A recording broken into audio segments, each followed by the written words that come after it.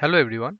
So this is a basically continuations of my last tutorial like integrations with Angular and the Spring Boot applications. So in my last tutorial I explained like how we are going to integrate with simple like one kind of login UI from where we can put the username and password and it will talk with the Spring Boot app, and then it will, once we'll get the success, then it will redirect to the our into the dashboard pages, right? So that was the application that we developed, and today basically we'll walk through some of the like kind of e-commerce site where the list of product will display. Once we'll logged in successfully, then it will display those pages. So while so like for doing so like previously also like previously we did like directly return the success over here. So instead of that, we will talk with the database, like we will create one table into the database, and from there like we can provide some username and password, and so that username and password can be validated from the database. So based on that, it will give us the success or failed. And once the username and password is like validated from the database, then basically we can redirect to the dashboard, so that from the dashboard page it will like display some product from there, like user can purchase something. So first of all, for in a means interact with the database, so I have created one service layer called the user service, which is basically here actually there is one repository. So which is, as you can see over here, this is having a user info table which is having this username, email, password and roles and ID. So these are the details that particular tables is having.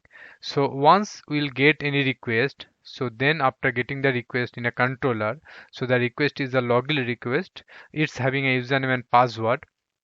So after getting the username and password, we will call this particular method, and here we will check from the repository with this particular username. If we found the data, then we will return those things, right? And also like after fetching the data from the database, if it is null or if the password is doesn't match, then we'll throw some runtime exception from over here, so that it will not able to logged in successfully. Instead of success, we'll get some kind of error. So that is the thing. So how we are going to do that, like here basically, so I have already created the user detail service for that, as I have explained. So here we can you automate this user service, and from here like we need to call the method from over here, like user service dot get user, and here we need to pass the request. Either we can return from over here, so that we don't need this one, and instead of string it will be a user info. Okay, so what, okay,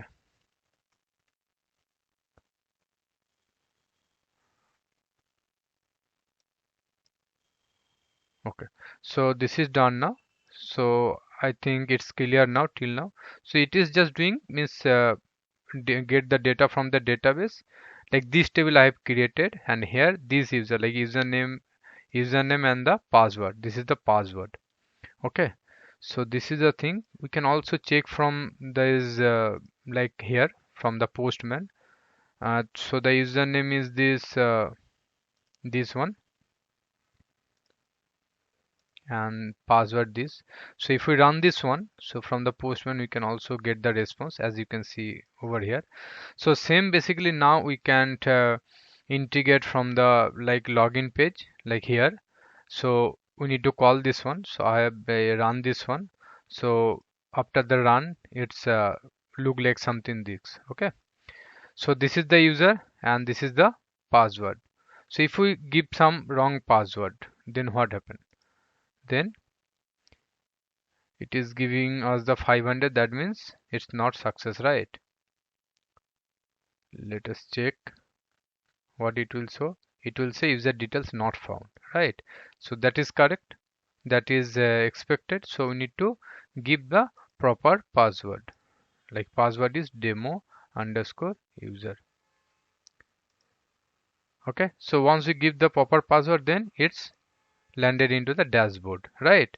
So that means login is now means actual database connectivity is done. As you can see from over here, it select the data from this over here, and we are getting the successful response from the Postman or also from the Angular. Now what we will do over here, we will like improve something. Like improve means we need to uh, in a dashboard, basically it's showing nothing for now, but instead of that we will show some kind of e-commerce page. Okay, so for that basically we need to customize our dashboard pages, right? So how we are going to do that? So for that, like we need to uh, put some HTMLs over here. Okay, so let me add something over here like div. Then here we can put some class, like we'll put some CSS so that it will looks okay. Then container, the class name, and then here basically we can put some heading like kind of shopping hub, and then here we can put some like shopping cart button. So we need to use some button over here, button, then fancy button,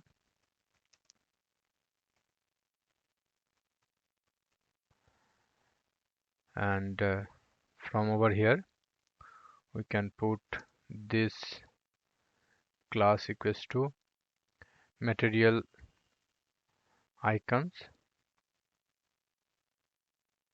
Okay, so here shopping cart.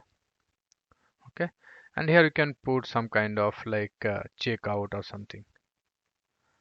Okay, so this is the like kind of header that basically it will like display once we logged in into the after logged in it will uh, means we can landed into the dashboard page. So over there it will display this one.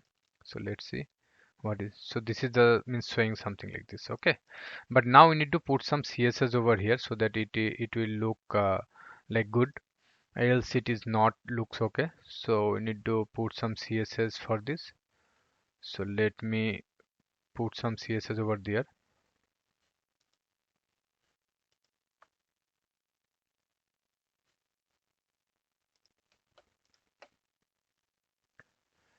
Here basically we'll put some CSS, global CSS. Okay, so let recompile it. So once it will recompile, then it will look like something this. Okay, now we need to display some product over here. So how we'll do that? We can like create another component over here so that like uh, means we can display some product. So for example, like we can create ng, like we can create the product list. So we need to create one component over here, component, and then product list. Okay, so once we create the component using this, it will create automatically all the things for us. So it's generated all the things. We can also get the details from over here, as you can see. So now in the product list, basically we need to display the product. So first of all, like we can uh, put like for the showing the details of the product, we need something like fetch the details from the database or something. So instead of that, what we can do, we can like temporarily create one JSON over here, like new file, and then products dot ts file. Okay, so here basically we can put some dummy product. Okay, constant.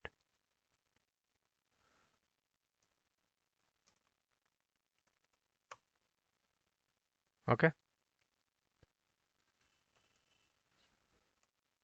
so typo. Okay, so now we can put some product information over here like name. We can give any name, like for example sart excel. Then we can provide the price. Okay, 700 or maybe 799. Then description. Okay, we can provide some description, a large sart. Okay, similar kind of we can provide one or two details over here so that it will display in the dashboard. Now like it's a kind of we can say it's a mini, and price would be kind of 699. Mini sart, we can just differentiate, and then it will be a standard. Okay, and price would be for example 399, and it can be a standard. Okay, so product list is created now. Now what we can do, we can like display the details from in a means we can uh, provide some HTML over here so that it will display the product details. Now we can create some div over here for displaying data. We can put some class over here. We will class product list. Okay, now we can like put some heading over here,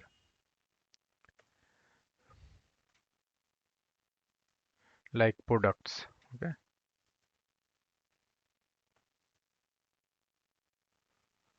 now if we save this one. Okay, so before that also like we need to put something in the component so that it will display the things like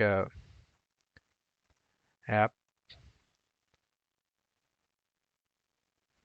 product list.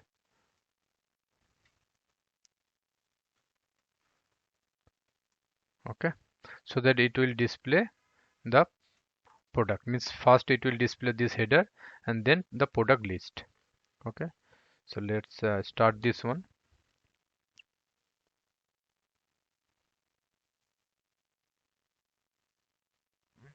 It will not take much time.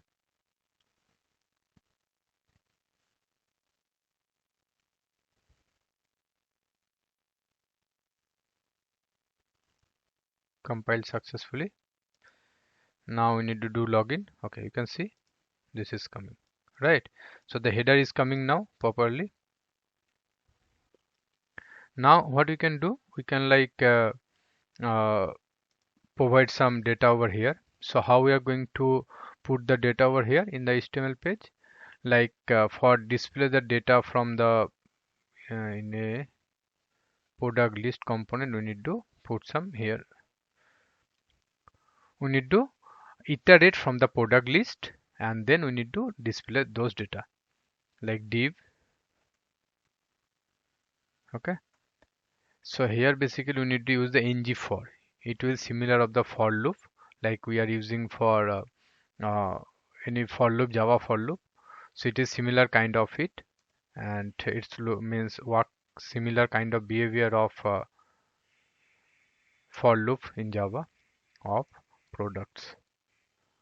Okay, then while iterating, then we need to print the data. So let's take one h3 header 3 and then put some anchor. Here we can put some title equals to product dot name plus details. So it will, once we'll over into the like any product detail, then it will display this kind of name, and then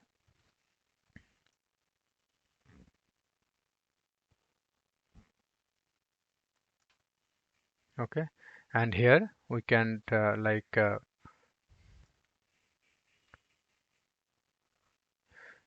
display the product name. So product dot name. Okay, So that means it will display the product name over here. Let's compile it. What it is saying. Okay, so we need to like set the product details in a TS file. So here basically we need to create the product here. We need to import this and then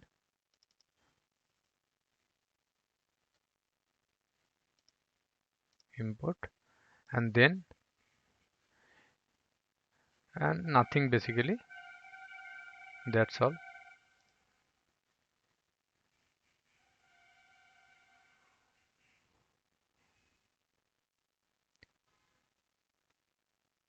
Top products, okay.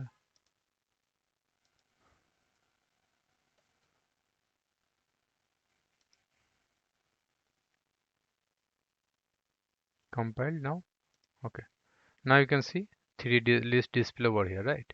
That means all the data is coming properly. So now we can put some more informations over here like the descriptions and all the things.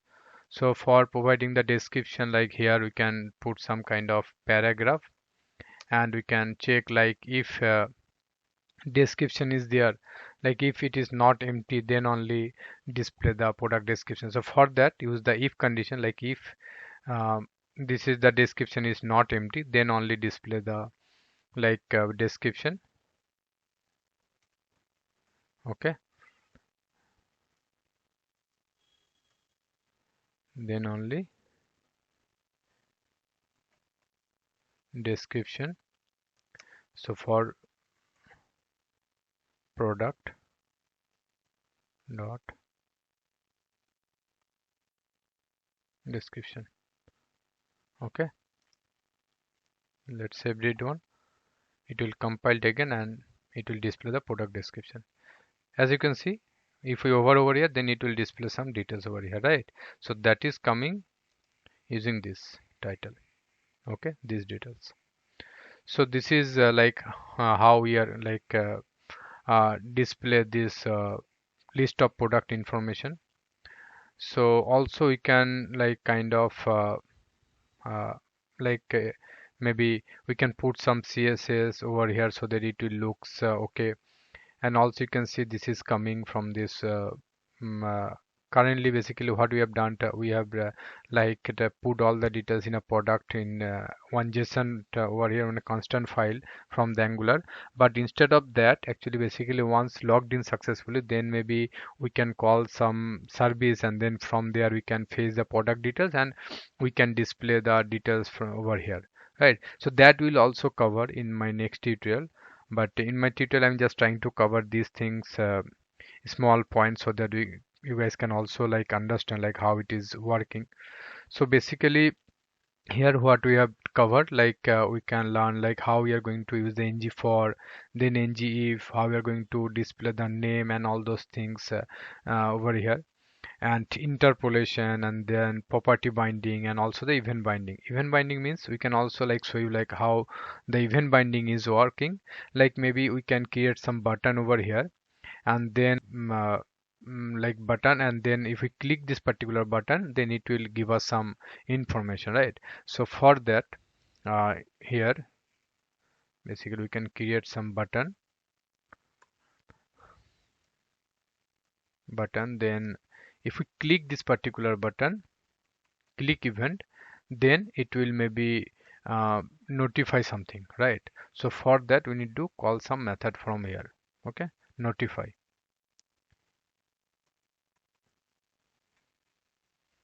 Okay, so let me rename as a notify. Okay, so this event basically also we need to like write in a TS file like here. So because this is a it is saying that's why it's not working. So basically we need to create the TS file over here. Here what we can write, like once the notify button is clicked then it will call this method, and here maybe we can put some kind of alert or something, window dot alert, and we can write something like notify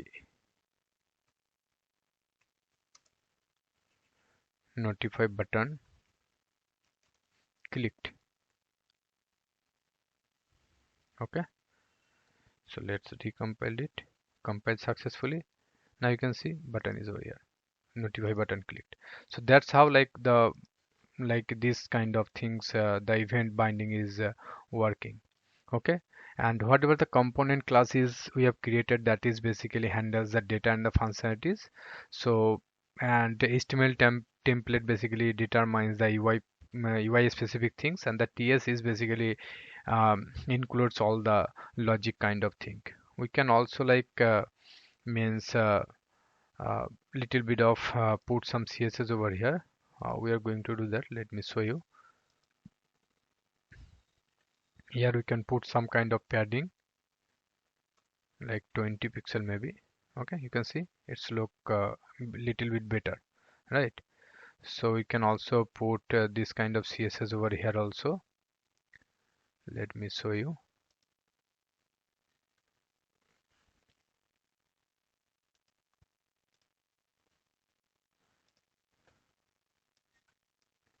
Here basically we have created one class, so we can put this CSS over here, right? So now if it is, so you can see this is working, right? So this is the kind of things. In my next tutorial I will also try to cover like try to put some uh, like product into our cart and then try to purchase those things. So those I will like gradually I will cover those things, and also trying to more put more some details over here, like so that we can easily, you guys can also easily understand those things.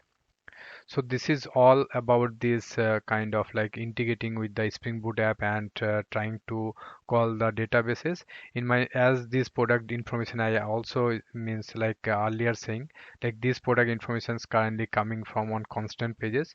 In my next tutorial I will try to like cover those things, like fetch the data product details from the database and like display over here. So that also I will cover those things. For this for now, that's all actually. If you guys have anything, please do let me know in the comment section. Thanks for watching. Bye bye.